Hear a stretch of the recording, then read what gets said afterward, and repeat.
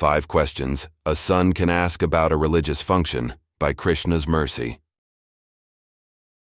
Kathyatam me pit, koyam sambhramo va upagat, kim phalam kasya voddesh, ken va sadhyatemak.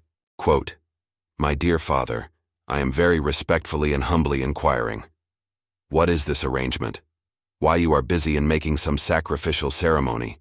What is the reason, and what is the result? For whose benefit is it, and by what means will it be accomplished? Shrimad Bhagavatam 10:24-3. 1. What is all of this stuff? My dear father, what are these items you have gathered?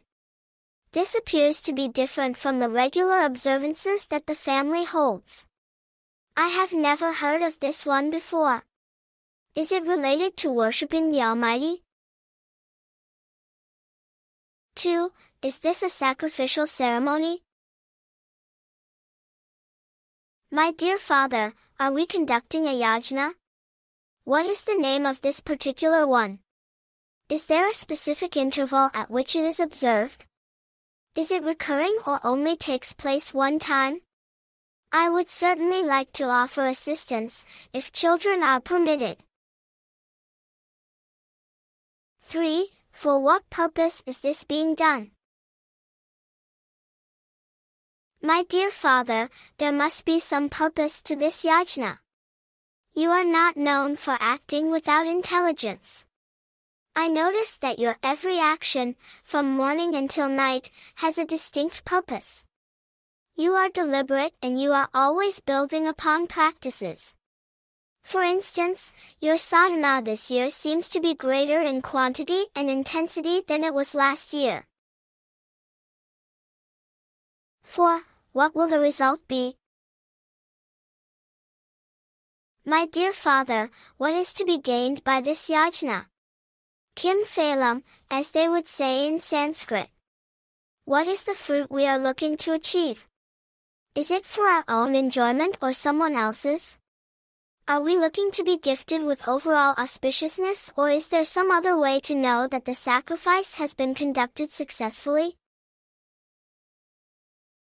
5. What are the means by which it will be accomplished? My dear father, what needs to be done? Can this be conducted at home? Are more formal arrangements required? Is this something that can be taken care of in a day or two, or will this extend out over many days?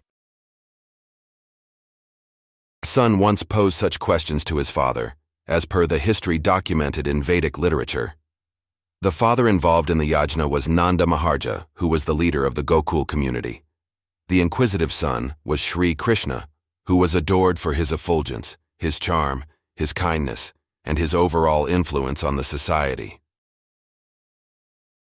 We can actually pose these questions as they pertain to any kind of dedicated activity, even someone sleeping for an extended period of time, such as during the day when the sun is shining bright, can be on the receiving end of such inquiry. The key words are kim phalam. What is the purpose? What is to be gained? Action has consequence. There is karma and then the phalam from the karma. We plant the seed and then hope to see the fruit. The reward can manifest instantly or after many months and years. Nevertheless, there is always action as the initial cause. Adrishta gunadoshanam adhruvanam tu karmanam, nantren kriya tesha phalmishtam pravartate. Quote, Unseen and indefinite are the good and bad reactions of fruitive work. And without taking action, the desired fruits of such work cannot manifest.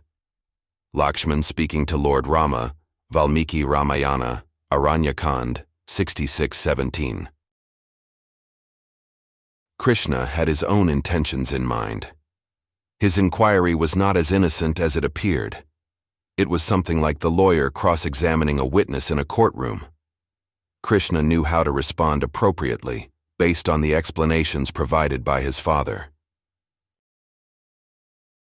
Everything that was to be accomplished through the yajna in honor of Indra, the king of heaven, could be attained by holding a ceremony in honor of the nearby Govardhan hill. This was to be a new ceremony, taken birth and given shape in the mind of Krishna. Because of the genesis, there was no assurance from past experience. There was no track record to verify the authenticity of the proposal, the timing of the arrival of the fruits, the configuration of the mechanism, or the pleasure of the intended beneficiary. In essence, Nanda and the community would have to take Krishna's word for it. They would have to trust him. They would have to believe that basic devotion, in a form of appreciation, with dedicated effort, in the time-honored tradition of sacrifice, would be worth their effort. This actually mimics the way devotional service flows. Bhakti yoga can be modeled on that first Govardhan Puja. The Kim Phalam question has the same answer for the repeated exercise of chanting the holy names. Hare Krishna, Hare Krishna, Krishna Krishna, Hare Hare, Hare Rama, Hare Rama, Rama Rama, Hare Hare. The welcoming lamps of the Arati ceremony, the time spent reading sacred texts like Bhagavad-gita, Bhagavata Purana and Ramayana, the attention to both Nivritti and Pravritti, the respect paid to the spiritual guide, the lack of expectation and reciprocation, particularly with respect to increased sense indulgence. These are all ways to satisfy the son of Nanda Maharaj. His eternal association is the best phalam that could ever be attained. In closing, Kim Phalam question asked, when town with preparations tasked, by young child observing, thought Govardhan more deserving, so a proposal to father making, that same attention taking, and to that hill giving, fulfilled all means living.